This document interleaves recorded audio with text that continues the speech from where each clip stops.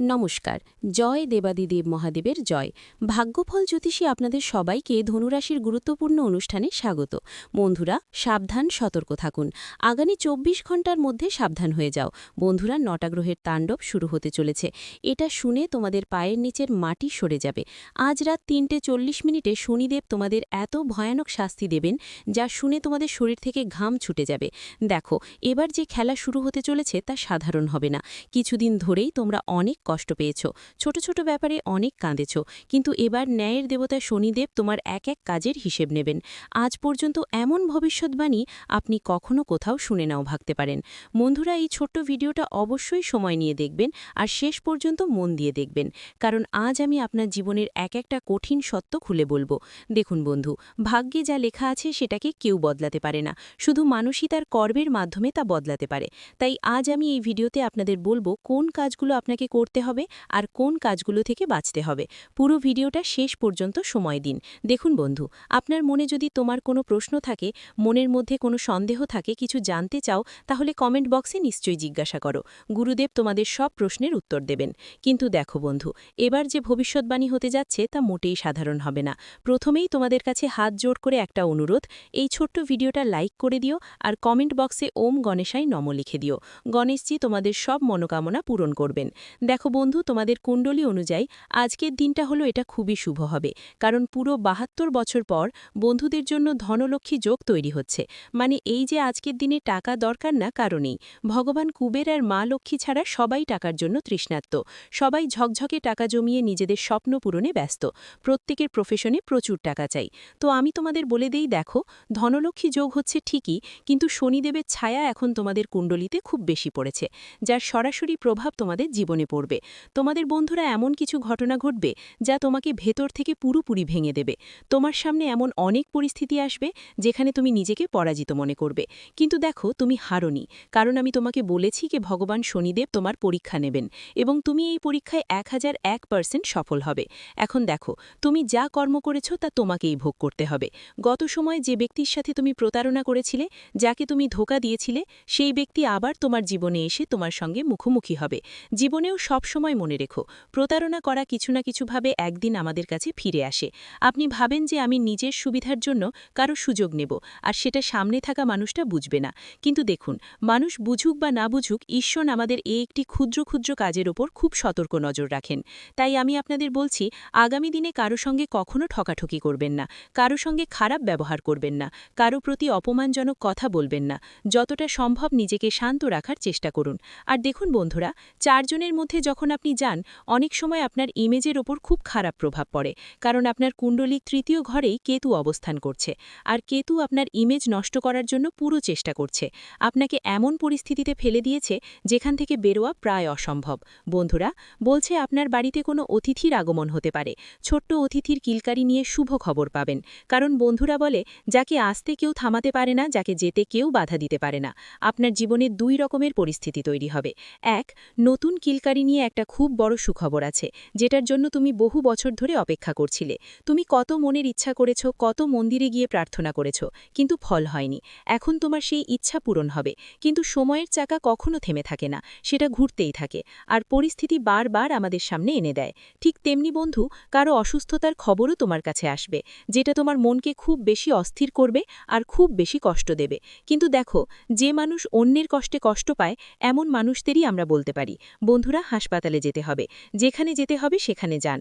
ডাক্তারের কাছ থেকে এক এক করে ছোট ছোট তথ্য সংগ্রহ করার চেষ্টা করুন। আপনি যে কারো জন্য হাসপাতালে যাচ্ছেন, মা বাবার জন্য হোক, জীবন রক্ষার জন্য হোক, সন্তান বা নিজের জন্য হোক, প্রতিটা জিনিস ভালো করে বুঝে নিন। ওরা আপনাকে বলবে কিভাবে অবহেলা করবেন না আর কি কি সাবধানতা নিতে হবে। কারণ বন্ধু দেখুন, আমাদের জীবন আমাদের হাতেই আছে, আর আমাদের পরিবারের মানুষগুলো আমাদেরই নিজের। আপনি একদমই ভয় পাবেন না, কারণ আমরা যদি সময় মতো সাবধানতা অবলম্বন করি, তাহলে অনেক সমস্যা থেকে সময় মতো বাঁচা যাবে। আপনি সবাইকে বলছি বন্ধুদের, যারা আগেও যাদের সাথে প্রতিশ্রুতি দিয়েছিল একসাথে থাকার আর সাহায্য করার, এখন সেই প্রতিশ্রুতি পূরণের সময় এসেছে। কারণ যদি তুমি কারো সাথে ঠকাও বা কাউকে প্রতারণা করো, তাহলে তোমার পালারও অপেক্ষা করো। একটা কথা অবশ্যই বলি, আর এই সময়টা তোমরা ভালো করে মনোযোগ দিও। বন্ধুদের কারো ঝামেলায় কাঁটা দেওয়ার চেষ্টা একদম করো না।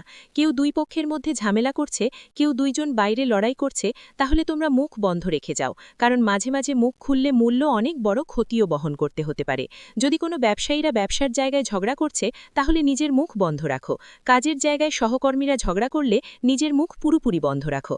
আর পরিবারের মধ্যে কেউ কেউ যদি কিছু নিয়ে ঝগড়া করছে, তাও নিজের মুখ একদম বন্ধ রাখো। কেন?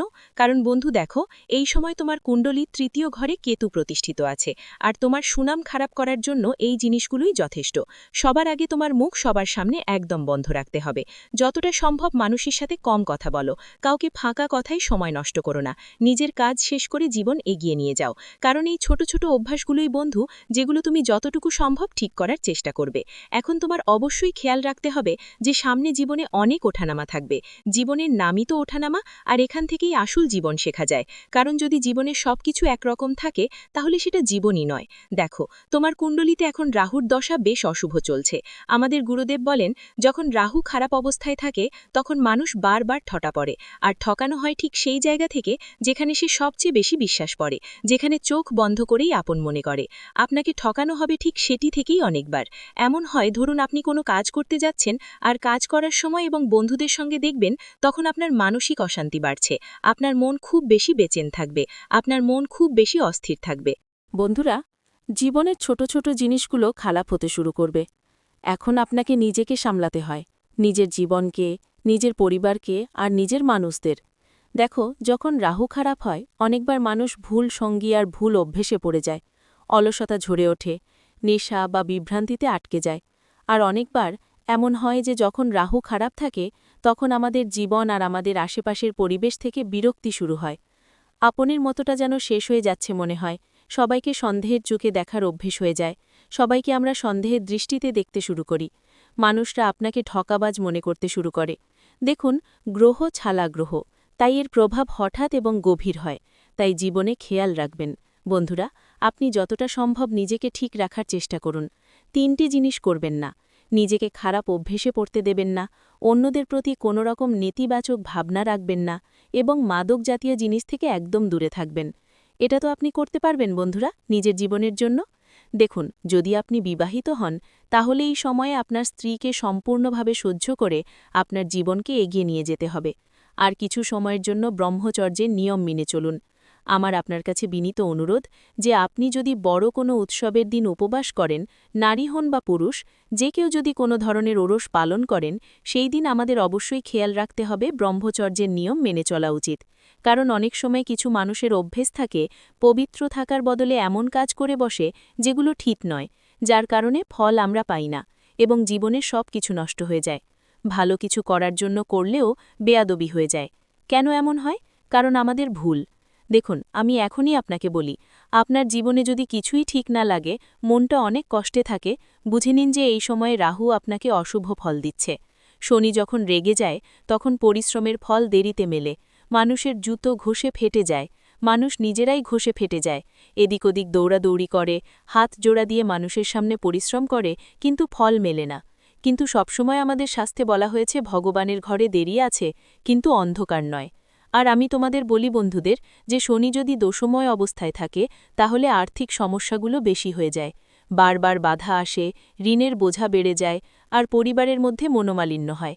আর্থিক সমস্যা তখনই আসে যখন আয় হঠাৎ করে থেমে যায়। যেখানে আমরা ভাবি টাকা আসবে, ঠিক ওই জায়গাতে হঠাৎ এমন কিছু সমস্যা হয় যে টাকা আসা বন্ধ হয়ে যায়। শনি হল ন্যায়ের গ্রহ। আমাদের শাস্ত্র সবসময় বলে এসছে, ন্যায়ের দেবতা আর কর্মের দেবতাকে শনি বলা হয়। শনিদেব এখন শুধুই ন্যায়পরায়ণ গ্রহ এবং কেবল কর্মের ভিত্তিতে ফল দিয়ে থাকেন। যদি কেউ অলস হয়, অন্যদের অধিকার ছিনিয়ে নেয় বা বাবা মায়ের অসম্মান করে, তাহলে শনি আরও বেশি কষ্ট দেন। এখন এই অভ্যেসগুলো তোমাকে পরিবর্তন করতে হবে। কেমন করে অলসতা ত্যাগ করতে হয় সেটা শেখো। সবাই তার নিজের পরিশ্রমে আয় করছে, রক্ত ঘাম ঝরিয়ে নিজের জীবন চালিয়ে যাচ্ছে। তাই তোমার কোনো অধিকার নেই হয় যে তুমি ওর পরিশ্রম ছিনিয়ে নাও। কিন্তু ছিনিয়ে নেওয়া মানুষ কখনো সুখী থাকে না। শুরুতে হয়তো সে বেশ খুশি থাকে, কিন্তু শেষে তাকে কষ্টই ভোগ করতে হয়। আর মা বাবার সেবা হলো সবচেয়ে সত্যি সেবা, কারণ মা বাবার সেবায় স্বর্গ আছে। তাই বন্ধুদের উচিত তাদের অবজ্ঞা না করা, তাদের স্বাস্থ্যের বিশেষ খেয়াল রাখা এবং তাদের ছোট ছোট দরকার মেটানো। যদি তারা তোমার কাছে কিছু চায়, তাহলে তাড়াতাড়ি তাদের সেই দরকার পূরণের চেষ্টা করো। এখন দেখো, রাহুকে খুশি করার উপায় খুব সহজ। কি করতে হবে? শনিবার বা বুধবার রাহুর বীজ মন্ত্র ওম ভ্রং ভ্রং সহরাজ্ঞয়ে নম 108 বার জপ করুন।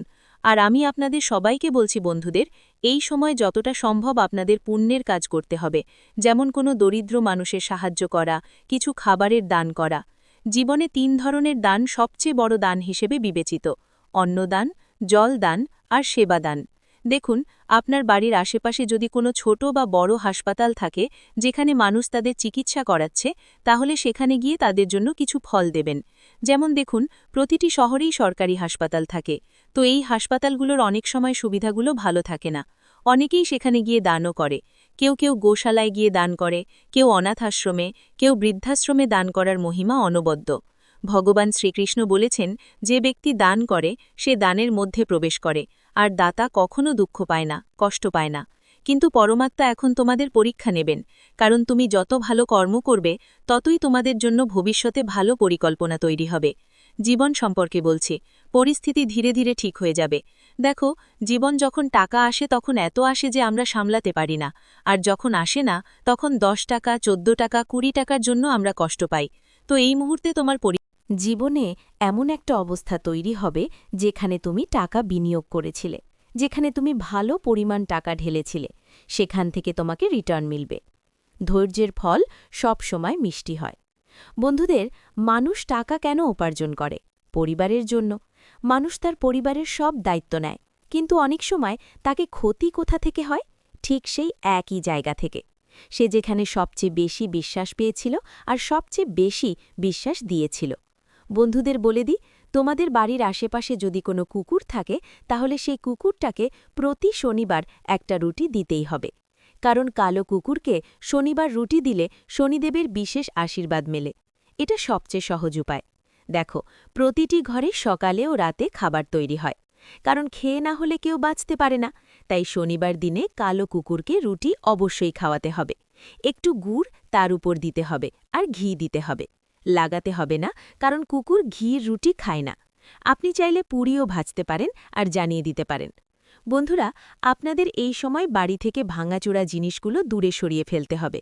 দেখুন, যখন ভগবান দেন তখন ছাপ্পার ফাটিয়ে দেন, তাই আমাদের এই সময় কিছু ভুল করার থেকেও বাঁচা উচিত। দেখুন, গরিব মানুষ সব সময় গরিব থাকে, কারণ তার চিন্তা ছোট থাকে। সব সময় মনে রেখো, জীবনে কিছু তোমার হাতে থাকে বা থাকে না, কিন্তু চিন্তা তো তোমার হাতে থাকে। তাই সেই চিন্তাকে বড় করো, কারণ চিন্তা বড় করার মাধ্যমে মানুষ বড় হয়। সফলতার এবং মহানতার প্রথম ধাপ কি? চিন্তা বড় করা। একটা ছোট্ট আমি তোমাকে তথ্যটা দিয়ে দিচ্ছি, মন দিয়ে শোনো। তোমার বাড়ির আশেপাশে যদি কোনো কবরস্থান বা শ্মশান ঘাট থাকে, তাহলে ওদিকে একদম যেও না ভবিষ্যতে। কেন? কারণ আজ রাত 11টায় তোমার জীবনে একটা বড় ঘটনা ঘটবে। একটা ছোট্ট ভুলও তোমার বাড়িকে ধ্বংস করতে কোনো কসর রাখবে না। তোমার স্বপ্ন অনেক বড়। তুমি চাও তোমার জীবনটা আরামদায়ক হোক। জীবনে টাকা কমে না, যা কিছু ছবে সব তোমার হয়ে যাক। এটা তখনই সম্ভব হবে যখন তোমার কাজকর্ম ভালো থাকবে, তোমার সঙ্গ ভালো হবে, ভালোই থাকবে। ভিডিওটি এখানেই শেষ করছি। ভিডিওটি যদি ভালো লেগে থাকে তাহলে অবশ্যই একটি লাইক দিয়ে চ্যানেলটি সাবস্ক্রাইব করে যাবেন এবং কমেন্ট বক্সে জয় দেবাদিদেব মহাদেবের জয় লিখতে ভুলবেন না। দেখবেন, মহাদেবের কৃপায় আপনারা সবাই ভালো থাকবেন। ধন্যবাদ।